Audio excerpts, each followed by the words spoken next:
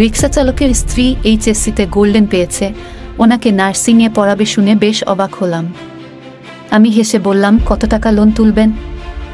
যে 1 লাখ টাকা। ঢাকা শহরে পাঠামো। বহুত টেহা লাগবো, এত টাকার কিস্তি সামলাতে পারবেন? পারমু স্যার, মাঝরাইতো অবধি রিক্সা চালামু, 1 বেলা খাওয়া কমাই দিমু, সব টেহা বুড়ে পাঠামু, এর যেন কোনো অভাব না হয়। রিক্সা চালকের স্ত্রী এইচএসসিতে গোল্ডেন পেয়েছে, ওনাকে নার্সিংয়ে পড়াবে শুনে বেশ লোন পাশ করে বললাম, আজহার মিয়া, আরেকবার ভেবে দেখেন, বউকে পাঠাচ্ছেন ঢাকায়, ওখানে যদি।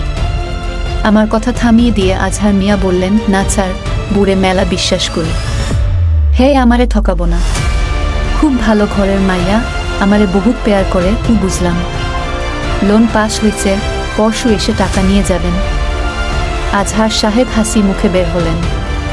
তাকে দেখে অনেক সুখী মানুষ মনে হচ্ছে। রিক্সা চালক হয়ে বুকে নার্সিং পড়াবে, পরিণতি কি হবে কে জানে। সেই হাসিটাই ছিল ওনার মুখের শেষ হাসি। এরপর থেকে ওনাকে আর হাসতে দেখিনি।